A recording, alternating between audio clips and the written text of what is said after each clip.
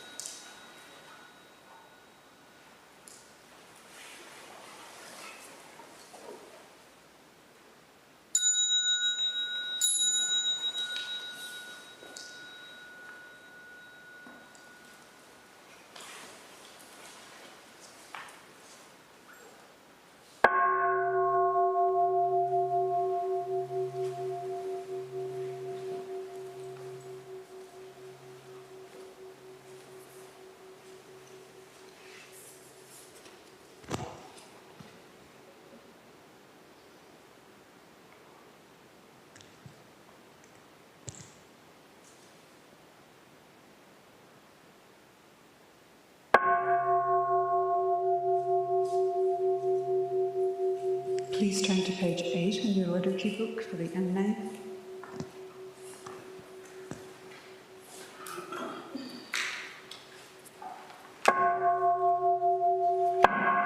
Enme juku kanagyo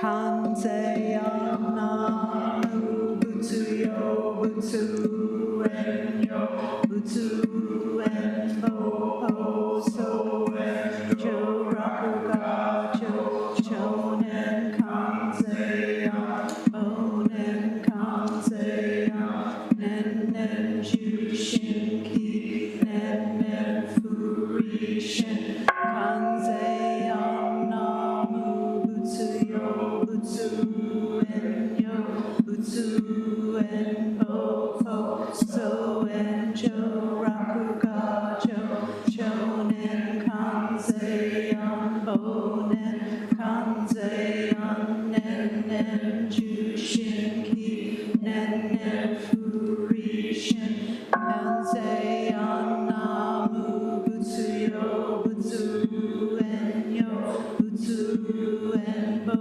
ho so enjo rakuga cho chonen kanze ya onen kanze ya nen nen jushin ki nen nen furishin absorbing world sounds awakens a Buddha right here, this Buddha, the source of compassion. This Buddha receives only compassion.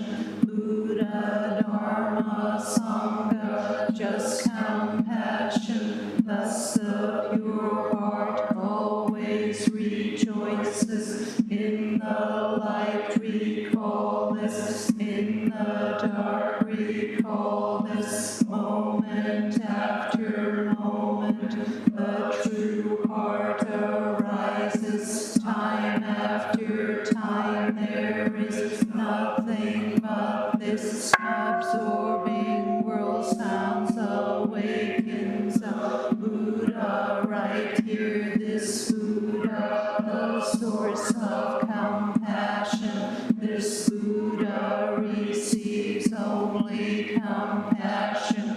Buddha, Dharma, Sangha, just compassion. Thus the pure heart always rejoices. In the light recall this, in the dark recall this, moment after moment, the true heart arises. Time after time there is nothing but this absorbing world sounds awakens a Buddha right here, this Buddha, the source of compassion. This Buddha receives only compassion. Buddha, Dharma, Sangha, just compassion. Thus the pure heart always rejoices. In the light recall this, in the dark recall this, moment after moment, the true heart arises. Time after time there is nothing but this. Infinite realms of light and dark convey the Buddha mind, all that is, and we ourselves come forth in perfect harmony. We offer this sincere and devoted practice for the many beings of the 6 worlds, and dedicated in grateful thanks to the strength and sound practice of the Great Heartland Sangha and its teachers. May our virtuous actions be clear from all interferences, and may our vows be fully realized. We especially dedicate these merits to Terry Castro and his family at the time of his death, Sharon Petrie, Dwayne Petrie Jr., and to all those whose names we hold in the silence of our hearts, as well as those whose names we now voice aloud.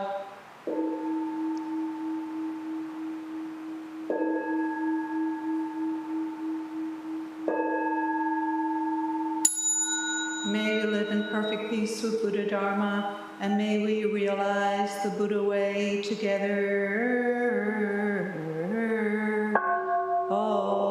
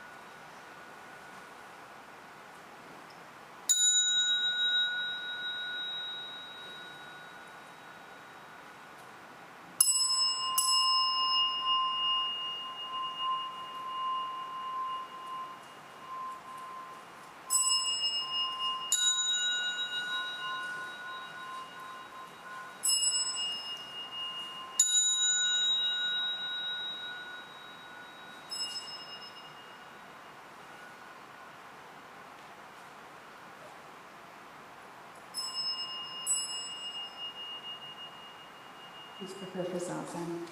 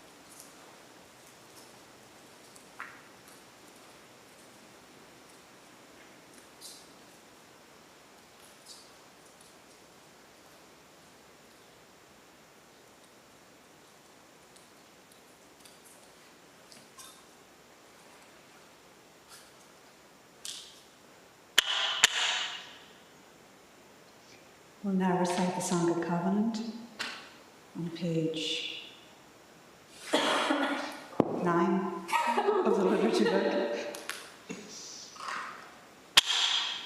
We, the Daishin Kokachi Sangha, with respect for the worth and dignity of each person, with wonder at the wisdom and compassion we seek to cultivate by practice, and with deep gratitude for the teachers of this lineage and our connection to one another, covenant to support each other by upholding the precepts of doing no harm, practicing good, and actualizing good for others. Please sit comfortably for the talk and face the teacher. Thank you.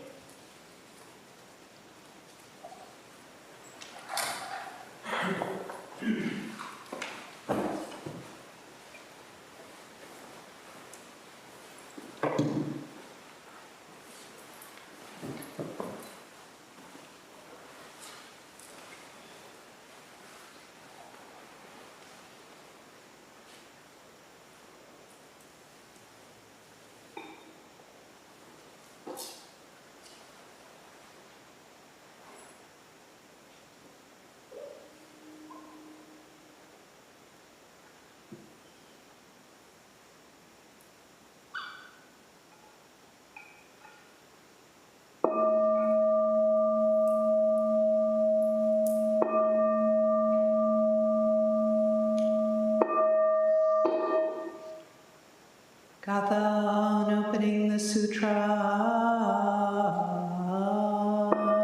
the Dharma, incomparably profound and infinitely subtle, is rarely encountered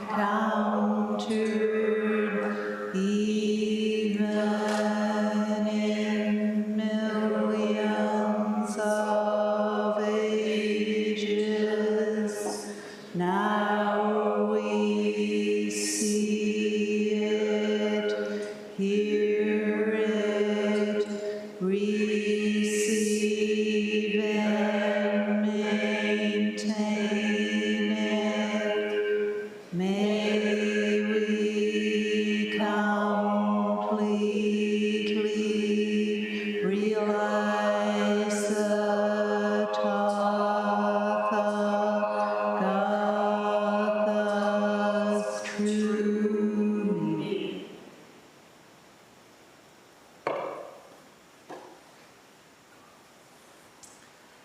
Okay, the day has come, the one that I've been dreading for a long time. Roshi has asked me to take this book, which he handed to me as I was walking out the embassy door, and to inscribe in it my commentary on the Mumonkan.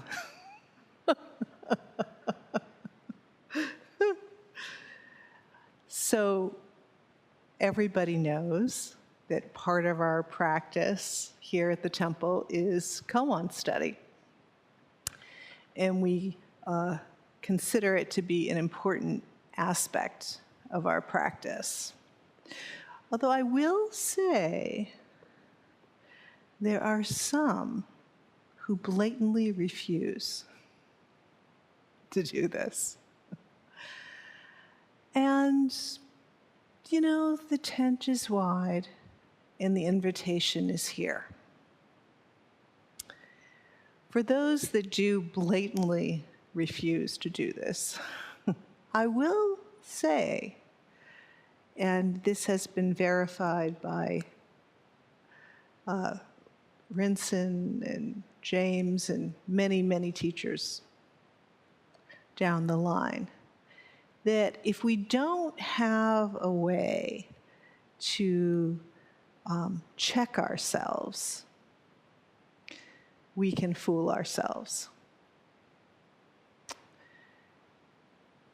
And also, if we're just using our practice to get into a state of samadhi or concentration that is quite pleasant and quite lovely,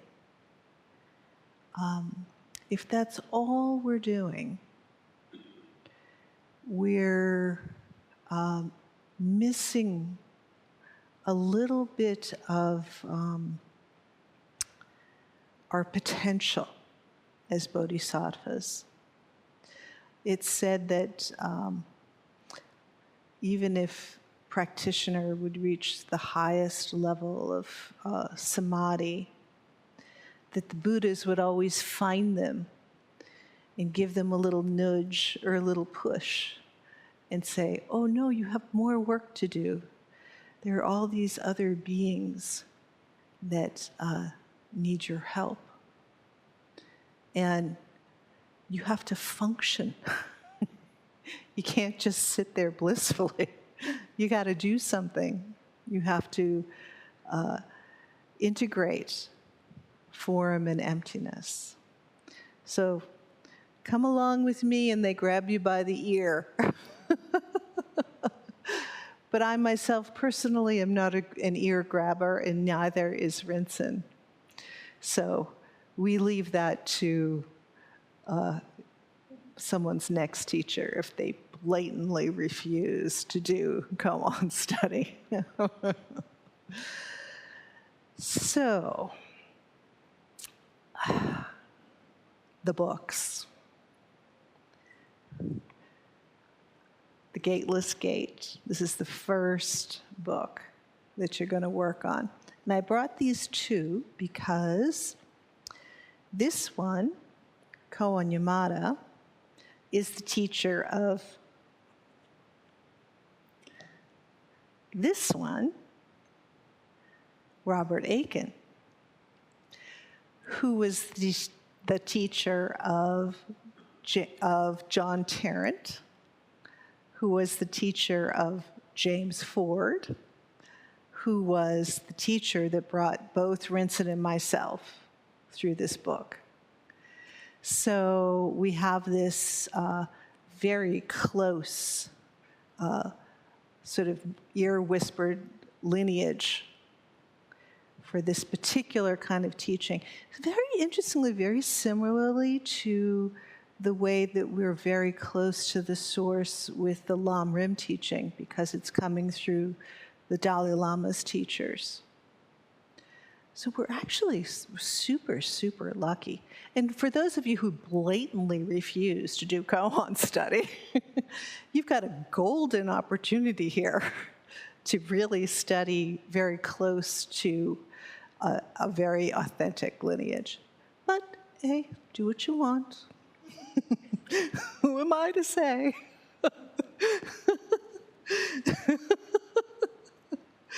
So, lately I've been thinking about these koans kind of as spells. This is like a book of magic. And I was looking around to say, well, what is what do you call a book of magic? And besides the Mumonkan. And apparently the word for the book of magic is Grimoire. And of course, Harry Potter, I think, has some grimoires in that story. But anyway, grimoire comes from the French, and it also has a little bit of a relationship to the word grimace, right? And grimoire means hard to understand. And I was like, yeah, I think that pretty much covers what this book is. And all koans, hard to understand. But this idea of being a book of spells, it's sort of like, it's a particular kind of spell, if you will. It's actually sort of the antidote to the spell that has befallen us, the spell of greed, and the spell of anger, and the spell of ignorance of who we really are, and our deep, fundamental connection to one another, and our nature as not born, not destroyed, not stained. So each koan, each little drop of magic that we work on helps us to reverse that spell of delusion, that spell of afflictive emotions.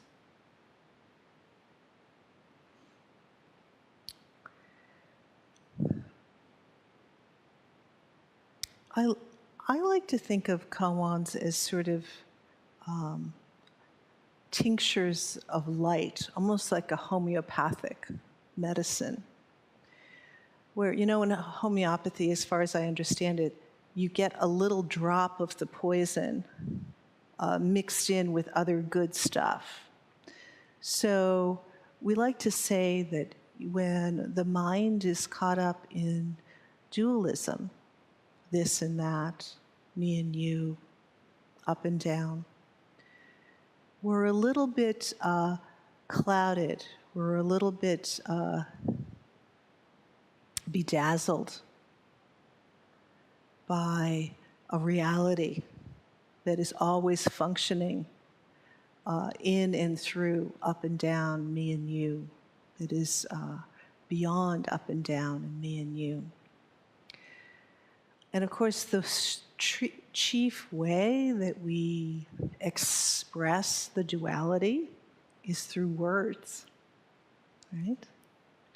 The words are definitely subject-object, and off we go to the races, right? So the koan takes a drop of words, right? And it kind of like the teacher squeezes them under your tongue, between your ears. But this particular drop of words is a light-filled word. This is the word that is going to show us this non-dual reality that is in and through and outside of the words that it's presenting. So that sounds very sort of interesting and vague at the same time, does it not? However, when you get your koan and you swallow the medicine, it is said to be like a red-hot iron ball that you can't keep with you comfortably and you can't get rid of comfortably. This is a medicine that is going through every cell in our body, waking us up, showing us who we are. It's not always easy. It really stinks to go into that Dokusan room and think you've got the answer to the koan and you're all about it, and thank God I finally figured this out. And then you hear that ring and you get wrung out. But don't feel bad, because apparently Aiken Roshi worked on Mu for 20 years. Mu Mun Khan, the guy that wrote this book originally from China, worked on it, I think, over 6. I myself worked on it for 10 years. And how long you work on it really doesn't matter, because the medicine is working on you, regardless of whether you get the answer right or not. And that actually is the point. And I suspect that it's really stubborn people who think they know a lot that have to work the longest on koans, because the koan will not open itself to you if we're just completely stuck in words, completely stuck in demanding meaning, demanding that everything fit according to our idea of how things are supposed to go. It's actually kind of like a poultice that draws all of our ideas of how we're going to control things and make it right and organize our life and decide what is worthy and what is not. And it draws all of that to itself. And by repeatedly presenting some version of, I got this, and being told no, no, no. Each time we're told no, the medicine is working.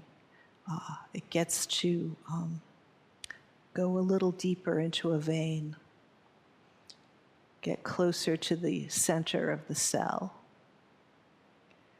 And here we have to have tremendous courage and tremendous bravery that in the face of being told no, that sheer blue cliff, that we still persist.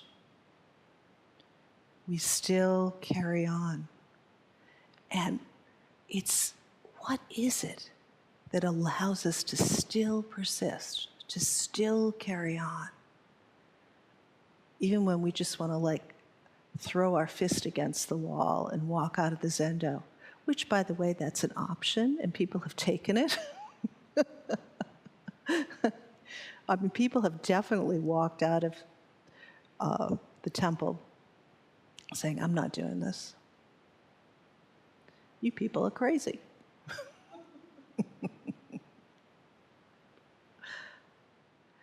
But if we actually stay and sit on the cushion and tenderize when we hear that no, and learn to trust something deeper, something beyond our idea of how things should be, then we absolutely get met on the other side by the koan. And once we, open our hand and dare to put our hand into the hand of the koan takes it and says, oh, I've been waiting for you. Come with me. I want to show you. Just put me in your hara. Make sure you put me in your hara. And we'll go on this wonderful journey back to yourself, back to your true nature. So I thought I would just kind of very briefly go over some history, because these are people that work on koans and people that get transmissions, just like you and me. So I think we'll start with Robert Aiken. Okay. He was born in 1917, and he happened to be in Guam, which I'm not even sure exactly where Guam is, but it's between Hawaii and the Philippines? Okay, thank you. Well, anyway, he was in the wrong place at the wrong time, because when the Japanese bombed Pearl Harbor, apparently they got a hold of Guam as well. And he wasn't in the military, but nevertheless, he was American, so they interned him. And while he was there, one of the guards gave him this book by this English guy, Blythe, R.H. Blythe. And it was called Zen and English Literature. Now, Aiken had a degree in literature. So he was quite taken by this book, and apparently it's the only book they gave him to read. So we read it cover to cover several times. But anyway, each time he read it, he got really interested. He was starting to feel the connection and wondered, what is this Zen stuff? What is haiku? It's like, plop, the frog jumps into the pond, and it's so resonant, and there's something opening about that. What is that? Well, lo and behold, it turns out that Blythe was also in some internment camp down the street, the guy that wrote the book. And at some point, they brought the two camps together. And of course, when he met Blythe, he was like, dude, I've been reading your book over and over and over again, right? And Blythe was so happy to find this student and this person that was so passionate about his book. And they became fast friends. Eventually, they got released. And when Aiken went back to the States, he basically said to his wife, I think I'm going to go back and study in Japan. I'm going to study haiku and Zen. And of course, this was a very radical thing to do because we had just been at war with the Japanese, right? It was a very, very radical thing to do. And not only that, it was radical because he just basically left his wife and his daughter behind, which is not so great. But anyway, when he was gone, they got divorced. So I think that allowed him to stay even longer in Japan. And in Japan, he studied with Soen Nagagawa, who actually many Americans, first-generation Zen teachers studied with. And Nakagawa was really into Western culture. So he knew English, he loved Beethoven, he was able to converse with Aiken. And it was with Nakagawa that he started his koan study. But apparently, he was really not such a great student. There's this one story about, that after a while, he went back to Hawaii, and Nakagawa followed him and was teaching his students teaching his Sangha in Hawaii, and that Nakagawa started screaming and hitting Aiken during a session because he thought, I think he's close to Satori, got to really push him over the edge, right? And apparently Aiken was screaming and he was screaming. Those are the good old days, right? We don't do that anymore. But when all was said and done, nothing. Didn't work, didn't take. So the way that the story is written, and by the way, John Tarrant tells this story. The way that Tarrant tells it, I think Nakagawa was like, I can't do anything with you, dude. I gotta give you to somebody else. So Nakagawa had a student, Yamada, right? So this is Yamada's book. And Yamada said, okay, I'll take him on. He was a young teacher who was ready. He was like, I'm determined, I'm going to bring this guy through the koan system. And he actually did. He got him through. There's about 1,400 koans, give or take a few. And basically, what we're looking at, why do we need 1,400 for God's sakes? That is so many, right? But each one of them looks at true reality, true self, from a slightly different way that you can, like, mess up your life, basically. So again, it's that medicine, okay? If you look at it from here, what delusion is getting in the way from you seeing this particular point? If you look at it over here, what anger is getting in the way of you seeing this point? That's what the koans are about, basically.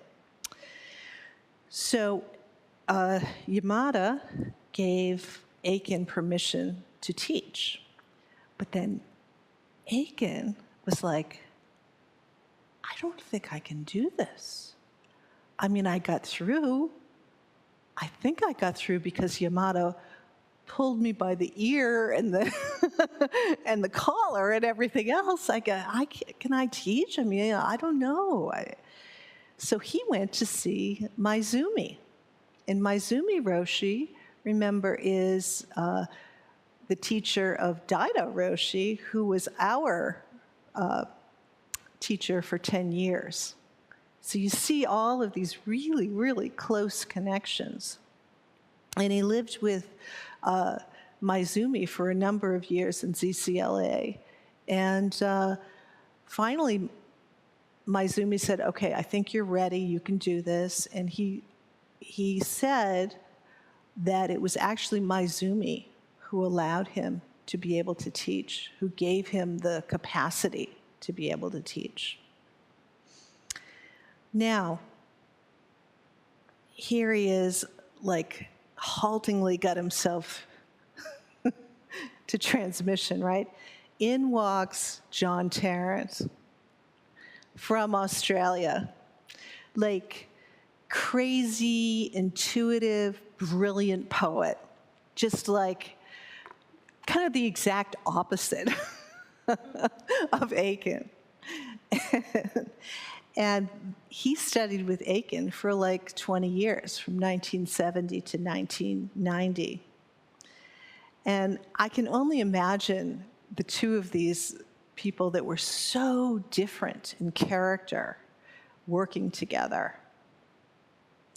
You know, Tarrant is so funny. He says, well, you know, the koan system worked beautifully for me. I mean, I just really, you know, walked right through it. Aiken, I'm not sure if it actually really worked for him ever. That's the kind of guy Tarrant is. He's really swashbuckling. That's all I'll say for that one. And also, just to give you a flavor of Zen at this time in America, I mean, some really interesting people were coming to the Zendo in Hawaii. So we had Paul Reps, Lawrence Ferlinghetti. Now, for all of you English literature types, you'll know who all these people are. William Merwin came through.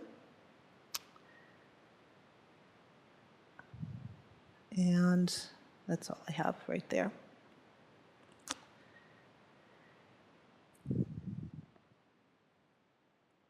So when Aiken claims, and I believe him, that he was the first person to go through the koan system, and he was also the first person to get transmission from Aiken. Tarrant was the first person to get transmission from Aiken. And then roll that forward, okay, somewhere in the midst, James has a bookstore, and John Tarrant walks into his bookstore looking to buy a book for Aiken's birthday, right? And they start talking back and forth, and James figures out, well, wait a minute, this guy is like a Dharma heir of Aiken's. I could actually study koans with him, because up until that point, he hadn't really found someone that he really resonated with. So there it was. There's the connection. Isn't that amazing? I mean, it's just a little touch, a little touch. But Buddhas recognize Buddhas, right?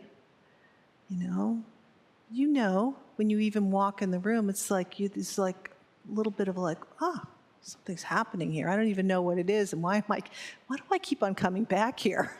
It hurts. I don't understand half the things people are saying.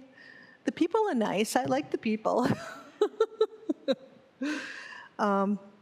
Okay, well, so we got us up to James, and then Rinson and I go see James, and here we are. So we're going to roll it back just a little bit. And now, so we just spent a whole week studying Tsongkhapa, born in the 1300s. Now we go to the Mumon Khan, written by Mumon, a Chinese guy, born 1183. So, isn't that interesting that we're still studying and getting so much nourishment from these texts that are like so old? I find that really fascinating. So apparently, Mumon was working with his abbot, and as I said, he worked on Mu, which was the koan that his abbot gave him, for 6 years. It's said that he was so both intent and kind of out of it that when he got sleepy, he would like bang his head on a pole to keep himself awake. It's interesting, the old stories about Zen are very physical, right? And, for today's mind and today's temperament, it's like, oh, just something must be mentally wrong with that person to do such a thing. Nevertheless, we can still take the medicine. It just gets delivered with a little bit more sugar and a little bit more honey and a little bit more calm and a little bit more patience, tenderness, however you want to say it. Anyway, so one day after he's knocking his head on the pole, he hears the noon drum calling for lunch. And he has a satori experience, and this is what he wrote as his poem. Out of a blue sky, sun shining bright, a clap of thunder. All living things of the great earth open their eyes widely. All myriad of things of nature make obeisance. Mount Sumeru, off its base, is dancing a polka. Later, when his teacher went to check him, the teacher asked him something like, "Where is God?" And Mumon said, "Katz." And then the teacher said, "Where is the devil?" And Mumon said, "Katz." And then they both started going, moo, moo, moo, boo, moo, boo, moo, boo, moo, moo, moo. And his second poem was moo, moo, moo, moo, moo, moo, moo, moo, moo. Okay, and then, let's see, Mumon died at 78, and his death poem reads the following. Void is unborn, void does not perish. If you know the void, you and the void are not separate. So here, void, don't think of it as nothing. If you have an understanding of God, you can put God in there.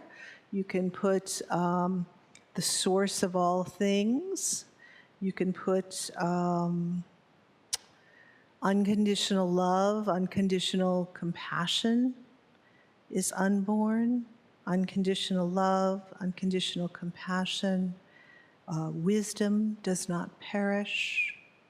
If you know unconditional love and unconditional compassion and wisdom, You in unconditional love and unconditional compassion and wisdom are not separate. And this is what we're working on. How lovely.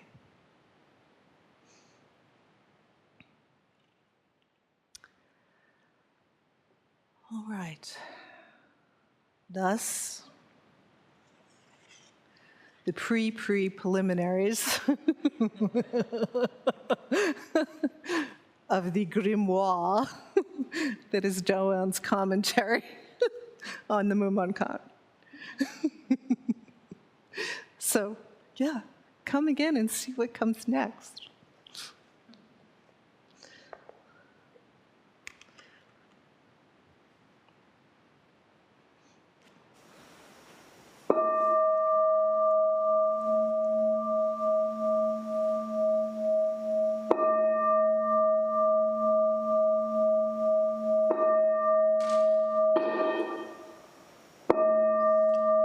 These are numberless. I vow to free them. Delusions are inexhaustible. I vow to end them. Dharma gates are boundless. I vow to enter them. The Buddha way is unsurpassable. I vow to embody it. Beings are numberless. I vow to free them. Delusions are inexhaustible. I vow to end them. Dharma gates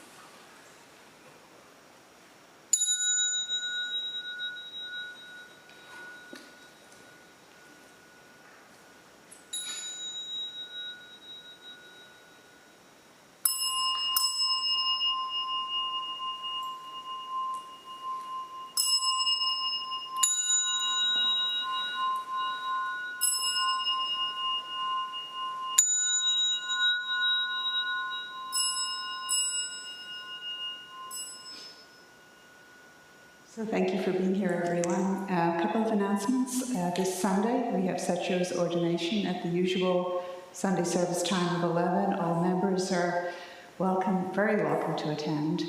And then we have a week's break, and then we go right into Jukai Shishin. Again, all members are very welcome to attend. You do not have to be doing Jukai, or have done Jukai to attend. Any other announcements?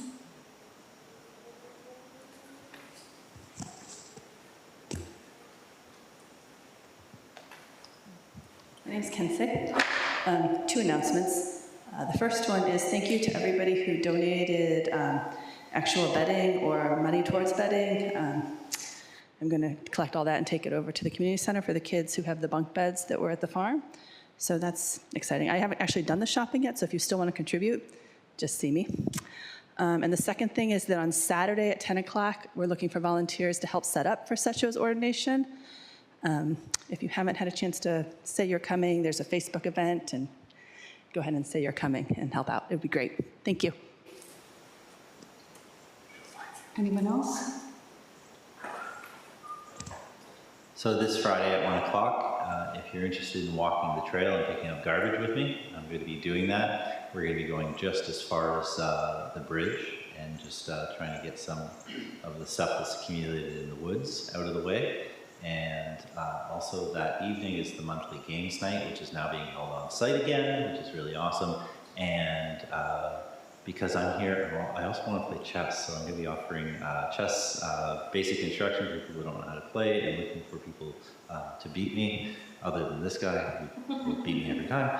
But an extra little bit, Friday's also Bujo's birthday.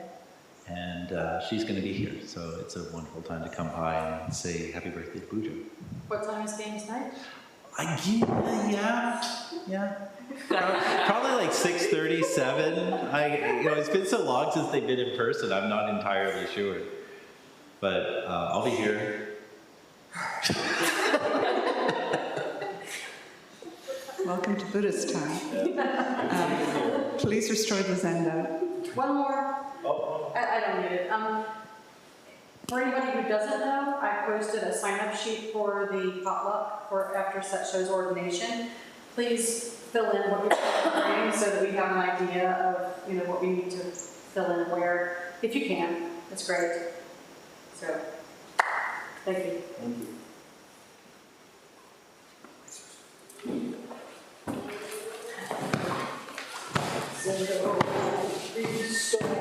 Ellie worked out.